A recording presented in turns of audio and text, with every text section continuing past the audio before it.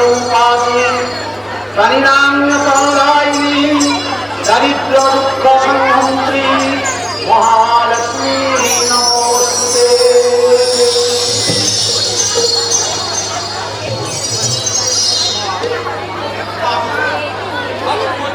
পূর্ণিমার পূর্ণ তিথিতে তুমি আমাদের ভালো ধানের ভান্ডার পূর্ণ করে দাও মা, পূর্ণ করে দাও। এই হবে হবে, মঙ্গল হবে। তাই তো 10 বছর পর আবার আমি বাড়ি ফিরে যেতে দাদা। ভরদ্বাজ, তুই এখানে? তাই তো সরকার আমাকে মাত্র 1 বছর আটকে রেখেই খারাপ করে দিয়েছে। কিন্তু তুই এখানে এসেছিস কেন? বাবা যদি তোকে দেখতে পাই তাহলে একটা কুরুক্ষেত্র কাণ্ড হয়ে যাবে। যা, চলে যা, চলে যা এখান থেকে। না দাদা না, অমন করে বলো না দাদা, তাহলে তো ওই মামরা ছেলে মেয়ে দুটোকে নিয়ে না খেতে পেয়ে মরতে হবে। তাই তো আজ আমি তোমাদের চরণে আশ্রয় নিতে এসেছি। আশ্রয়টা লক্ষ্মী পুজোর প্রসাদ নয় ভরদ্বাজ, যে হাত বাড়ালেই পাওয়া যায়। যা, বেরিয়ে যায় এখান থেকে। ওর সাথে আমাদের কোনো সম্পর্ক নেই। নেই বললেই তো রক্তের সম্পর্কটা মুছিয়ে যাবে না বাবা। এই মধুপুরের জমিদার বাড়ির ছোট ছেলেকে যদি পথে পথে বিক্রি করে খেতে হয় তাহলে তোমার নামেও যে কলঙ্কের কালি লাগবে বাবা। তুই তো আমার মুখে আগে তুমি কালি মাখিয়েছিস।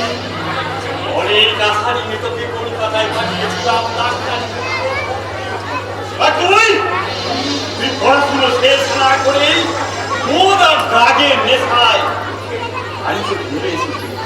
আর সেই দুঃখে ওদের মা চিলি চিলি মরে গেল। তুমি তো বেঁচে আছো বাবা, এখন থেকে তুমি আমার মা, তুমি আমার বাবা। চুপ কর শয়তান! আমি সমস্ত সম্পত্তি আমার এই বড় ছেলে বিশ্বনাথের নামে লিখে দিয়েছি। তুই তো তোর নিজের ভাগটা বুঝে নিয়ে হচ্ছিস জুয়ারে নেশায় সবকিছু উড়িয়ে ফুরিয়ে দিয়ে আবার চুরি করে জেলও খেটেছে। এখন আমি সব নেশা ছেড়ে দিয়ে শুধু ভগবানের নাম গান করি বাবা। মা খালি দিদি, এবার আমি নতুন মানুষ হব। এর আগেও মানুষ হওয়ার জন্য আমার কাছ থেকে 2 লাখ টাকা নিয়ে গেছি। 2 যখন পারলি না এবারে নিজেই মানুষ হবো। সবাই মাথায় তো মানুষ হয়েছিল, তুমি শুধু চৈতন্য হয়ে আমার বুকে টেনে নাও। এই এই আমি তোমার পা ধরে বলছি। বাবা যদি তোকে ক্ষমা করে দেয় তাহলে আমার কিছু বলার নেই। হ্যাঁ, তুমি যখন মাফ করে দিয়েছো তখন আমি ভিতরে যাই। কতদিন আমার ভাইপোটাকে দেখিনি, কি যেন নাম, রাহুল তাই না দাদা? ও তার তখন 4 বছর বয়স হবে তাই না? বৌদি, আর বৌদিকে দেখছি না। বৌদি কোথায় গেল? বৌদি, বৌদি। ওর বউই 6 মাস আগে মারা গেছে। তাহলে তো দেখছি রাহুলকে মানুষ করার দায়িত্ব আমাকেই দিতে হবে। যাই যাই দাদা, আমি ভিতরেই যাই। খবরদার, খবরদার! ভেতরে যাওয়ার চেষ্টাও করবি না। তোর এই মিষ্টি কথায় আমার মন ভিজবে না। দামোদর, এই দামোদর! হুকুম করুন, এই কুয়াঙ্গা থেকে ঘাট ধাক্কা দিয়ে বাইরে বার করুন। আমি ছোট বাবুকে হাত দেবো? যা বলছি তুই তাই করবি। যার হাত থেকে প্রতি মাসে মাস আইনে টাকা নিয়ে সেই তো একমাত্র বাবু। নিশ্চয়ই করবো, নিশ্চয়ই করবো হুজুর। এই দামোদর নিমও খারাপ নয়, যা নুন খেয়েছি তার জন্য যান কবুল করতে পারবো। আসুন ছোট বাবু, এই নিন আপনার মনোকারটা।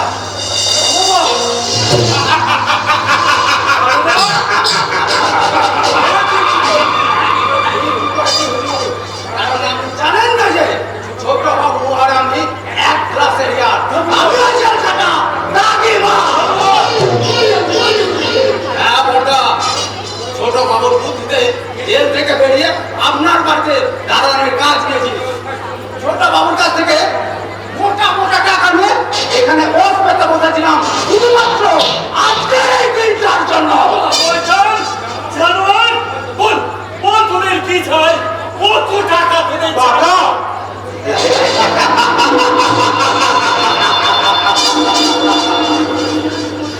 প্রশাসনের তৃষ্ণা যার বুকে তাকে দেখাচ্ছ তুমি একটা বন্দুক জলের লোক। না বাবা না, রামকৃষ্ণদেব বলেছে টাকা মাটি, মাটি টাকা। তাই আমি টাকা চাই না, আমি চাই মাটি। সারা জীবন ধরে আমি এই সম্পত্তিটা ভোগ করতে চাই, তাই সবার আগে তোমাকে আমি গুলি করে মারতে চাই বাবা। তুই নিজের বাবার বুকে বন্দুক ধরছিস? ভাববেন না, ভাববেন না, বড় হুজুরের পর আপনাকেও গুলি করে মারবো। আমি তোদের সমস্ত আমার বিষয় সম্পত্তি লিখে দেবো। শুধু আমাদের দুজনকে হরি পিতাশ্রী, অনেকদিন ধরে প্রোগ্রামটা কথা আছে, এখন তো প্রোগ্রামটা চেঞ্জ করা যাবে না। আমি তোর যন্ত্রণাটা বাবা। কিচ্ছু ভেবো না বাবা, আমি নিজের হাতে তোমার সাধ্য করবো, ওই বিল্লি দিয়ে তোমার আপনার সম্পত্তি করবো। Good bye, good bye father.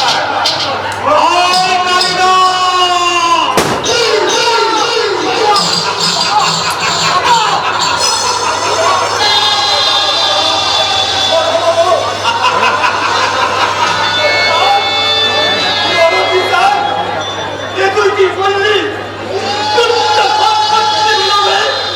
তুই নিজের বাবাকে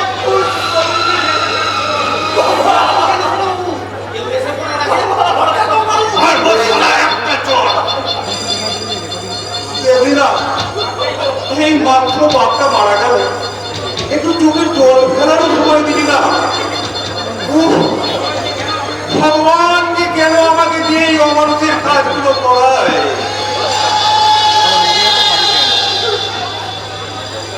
দাদা পারলে আমাকে ক্ষমা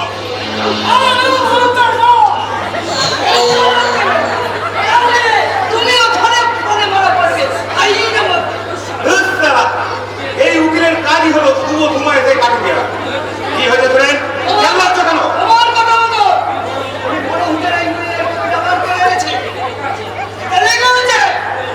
বড় হুজুর মারা গেলে তারা সব সম্পত্তির মালিক হবে, তার বড় ছেলে ওই বিশ্বনা। কিন্তু বিশ্বনাথ মারা গেলে তার সব সম্পত্তি চলে যাবে ওই রামকৃষ্ণ মিশনের সামনে। কি বলছেন উকিল বাবু? তাহলে তো সম্পত্তি ভোগ করতে হলে পর্দা তো বাঁচিয়ে রাখতে হবে। কিন্তু মুশকিল হলো বিশ্বনাথ বেঁচে থাকলে আমাদের পক্ষে সম্পত্তি ভোগ করাটা একেবারেই অসম্ভব। ধর্মের পর বাতাসে নড়ে এইবার তোদের উচিত শিক্ষা হয়েছে। মার আমাকে, মার। আমি মারা গেলে সম্পত্তির এক কানা করিও তোরা পাবি না। আর আমাকে বাঁচিয়ে রাখবে, আমিও তোদের গলায় ফাঁসি করি করিয়ে আমার পিতৃ হত্যার প্রতিশোধ নেব। দাঁড়িয়ে আছিস কেন? মার, মার না আমাকে, মার। তোমার খুনের প্রোগ্রামটা আমি একটু চেঞ্জ করি। তোমাকে বাঁচিয়ে রেখি আমি হব এই সম্পত্তির একমাত্র মালিক। তুমি মরবে না, পাগল হয়ে বেঁচে থাকবে। হ্যাঁ হ্যাঁ, প্রতিদিন দুবেলার এই ড্রাগের ইঞ্জেকশন দিয়ে তোমার বোধ বুদ্ধিকে আমি অধার করে রাখবো। তুমি বেঁচে থাকবে, আমার কথা মতন ব্যাংকের চেকে সই করবার জন্য।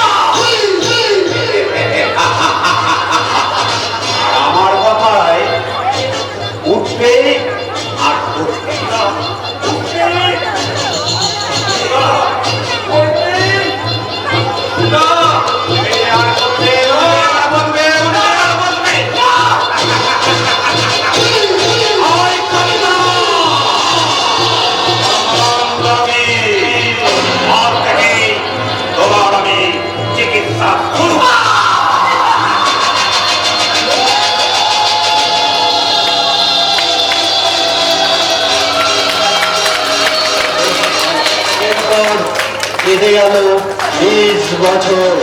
Ladies and gentleman, welcome to Galaxy night club. এখন আপনাদের কামনা বাসনা মাননা বেলায় সাত সাগরের ঢেউ হয়ে নেমে আসছে প্রিন্স অজন্তা।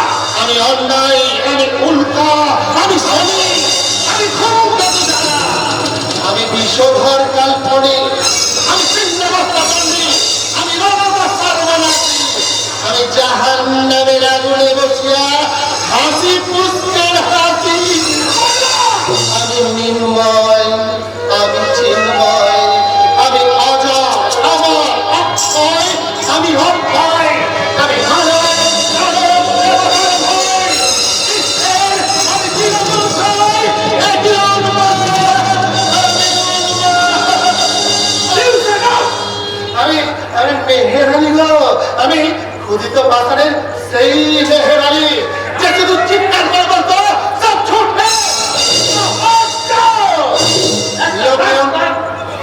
আমাকে ভালোবেসে বলে পাগলা মেয়ে। একটা রাস্তার লোক হয়ে কোন সাহসে এই অভিযোগ নাইট ক্লাবে ঢুকেছো? একজন কমন ম্যান মানে একজন সাধারণ মানুষ হিসেবে আমি এদেশের যেখানে ইচ্ছা সেখানে যেতে পারি। বিধানসভা থেকে লোকসভা, রাজভবন থেকে বস্তি, তাজমহল থেকে সিনেমা হল, সব জায়গায় ঢোকার অধিকার আমার আছে। এত বুঝলেন কিন্তু এই রাজগিরিতে আমার একটা ভাঙা ছাতা নিয়ে ঘুরছেন কেন? এই ছাতাটা হলো গভর্নমেন্ট অফ ইন্ডিয়া মানে ভারত সরকার। দেখুন না, দেখুন তার শরীরে টানাটানি করে না এর গায়ের কাপড়টাকে সব খুলে দিয়ে গেছে। রোগ বৃষ্টি দুঃখ দুর্ভোগ কিছুই আটকায় না। তবু এই বোঝাটাকে মাথায় তুলে রাখতে হয়। গরিবের কাছে এই গন্ধ মতন পাহাড়টি নামই হলো গণতন্ত্র। আপনি তো সাধারণ পাগল নন মেহের ভাই। এই শহরের পুতুল নাচের আসল তো আপনি কি একদম মানাচ্ছেন না? এই পোশাকে তোমাকেও তো একদম মানাচ্ছে না। এই বড় শহরের বড় আসরে আমার মায়ের জাতির পোশাকটা এত ছোট কেন মা? শিক্ষায় সভ্যতায় জ্ঞানে বিজ্ঞানে অর্থে আভিজাত্যে যে সমাজ যত বড় সেই সমাজে মেয়েদের পোশাক তো ততই ছোট হয়ে থাকে। ভারতবর্ষ যেদিন আমেরিকার সঙ্গে এক আসরে বসবে সেদিন হয়তো একটা ছোট্ট রুমাল দিয়ে আমাদের লজ্জা ঢাকতে হবে। এখন আমরা যখন আমেরিকা থেকে এগিয়ে যাব সেদিন সেই আধুনিক সভ্যতা তোমার শরীর থেকে এই শেষ রোমাঞ্চকে ছিনিয়ে নেব। সেদিন মহাকালী আমরা সরকারি সমাজের উপর থেকে পা দিয়ে নাচবো। প্রচন্ড খড়গের আঘাতে চলে উঠে প্রলয়ের আগুন। মহাকালীর মন্দিরা অহল্যা সীতা দ্রৌপদী শকুন্তলা কুন্তির অপমানের আগুন থেকে জন্ম নেওয়া সেই আত্মা শক্তি মায়ের সামনে সেদিন নক্ষত্র হয়ে এই লম্বা সভ্যতাকে উচ্চারণ করতে হবে দেবী প্রসিদ্ধ প্রসিদ্ধ প্রসিদ্ধ পরমেশ্বর। বাহ, চমৎকার! যেখানে বিদেশি ব্যান্ডের তালে তালে রঙিন আলোর মায়াবী নাচ, সেখানে হঠাৎ সন্ধি পুজোর মন্ত্র শুনতে পাচ্ছি কেন বলেন? কে? রঞ্জন রঞ্জন তুমি আপনি কি আমাকে কিছু বলছেন? তোমাকে বলছি মানে তুমি তো রঞ্জন আমাকে চিনতে পারছো না। আমি আমি অযোধ্যা। হ্যাঁ, তা আমি জানি, কিন্তু আমার নাম তো রঞ্জন নয়, আমার নাম রাহুল। রাহুল রাহুল এরকম একটা জঞ্জান্ত মিথ্যে কথা বলছো। আমি আমি না কোনোদিন কোনো অন্যায় করিনি। 20 বছর ধরে তোমার পক্ষে আমি বসে আছি। কি আমল তামল বকছো অযোধ্যা? ও রঞ্জন নয়, ও রাহুল, ও মধুপুরের রাহুল ভট্টাচার্য। রঞ্জন রঞ্জন কেন তুমি আমার কাছে নিজের পরিচয়টা গোপন করছো? আমার ভালোবাসায় যদি কোনো ফাঁকি লিখে থাকে তুমি আমাকে শাস্তি দাও। দয়া করে এভাবে নাচের আর ভাঙ হবে না। Believe me, অজন্তা দেবী, আমি রঞ্জন নই, আমার নাম রাহুল। আপনি হয়তো আপনার কোনো পরিচিত বন্ধুর সাথে আমাকে গুলিয়ে ফেলছেন। দাঁড়ান ভাই, দাঁড়ান দাঁড়ান। আচ্ছা, আপনি যে সত্যি কথা বলছেন তার প্রমাণ আছে? প্রমাণ আমি। রাহুল আমার ছেলেবেলার বন্ধু, আর আমরা দুজনেই ওই মধুপুর গ্রামে থাকি। Oh my God! তোমরা এসব কি বলছো? নিজের ছায়াকে কেউ কোনোদিন চিনতে ভুল করে? রঞ্জন মনে করে দেখো 1 বছর আগে তুমি অফিসের কাছে গাড়ি নিয়ে হলদিয়া যাচ্ছিলে। বাংলার কাছে তোমার গাড়ির অ্যাক্সিডেন্ট হয়েছে। আমি শুনলাম তুমি নাকি মারা গেছো, কিন্তু কিন্তু বিশ্বাস করো আমি বিশ্বাস করিনি। আমার ভালোবাসা কখনো মরতে পারে না। আমার ভালোবাসা কখনো হারতে পারে না। রঞ্জন তুমি আমার রঞ্জন, তুমি আমার রঞ্জন, আমার আমি রঞ্জন নই, আমি রাহুল, আর এটাই একমাত্র সত্যি। মিথ্যে মিথ্যে মিথ্যে। হ্যাঁ, যদি সহজ কাজ থাকে তাহলে তোমার আমার হাতাটা সরো।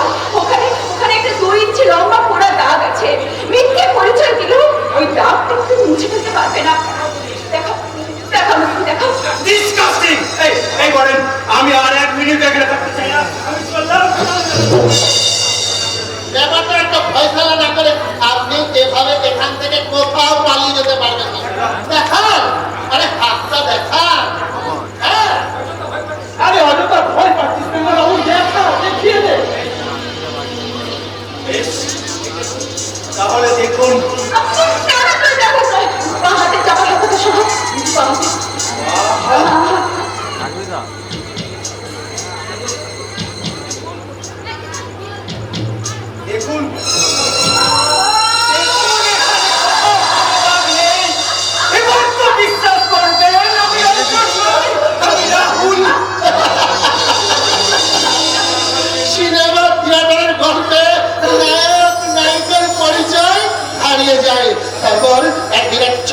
নাটকীয় মুহূর্তে নাট্যকার আবার তাদের মুখোমুখি দাঁড় করিয়ে দেয় মিলনের আনন্দে উজ্জ্বল হাসিতে ভরে ওঠে তাদের মুখ আর দর্শকের হাততালিতে মুখরিত হয়ে ওঠে রঙ্গমঞ্চ। কিন্তু বাচ্চারারই জীবন নাটকে নায়ক ছিল, নায়িকা ছিল, দর্শক উপস্থিত ছিল হাততালি দেওয়ার জন্য। কিন্তু চরম নাটকীয় মুহূর্তটা মুছে গেল ওদের চোখের জলে মিলনের আনন্দে দর্শকের হাত মুখর হতে পারল না। ওই উপরে বসে থাকা জীবন নাটকের নাট্যকার চিৎকার করে বলে ওঠেন, "তফাৎ চাই! সব ঝুটে! তফাৎ চাই! সব ঝুটে!"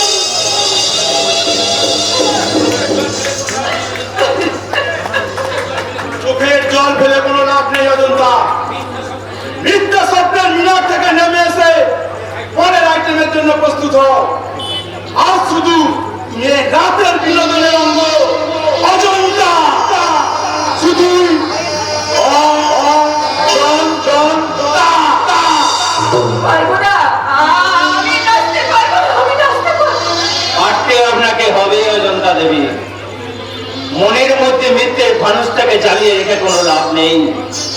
রঞ্জন যে বেঁচে নেই এই সত্যিটাকে মেনে নিন।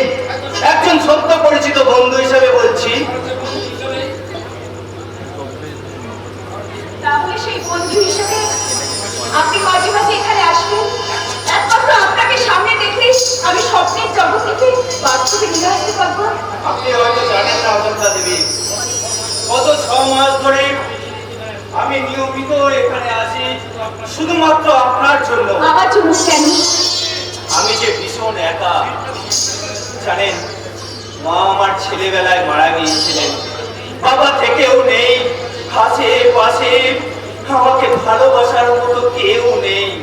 হঠাৎ হঠাৎ একদিন এখানে এসে আপনাকে দেখে মনে হলো আপনি যেন আমার মতোই ব্যথার প্রদীপ হয়ে চলছেন। তাই তো আমার বলতে ইচ্ছে হয়, কি? সুন্দর যদি করে গো তোমায় আমার আখের জল, বলো তাতে কার ক্ষতি?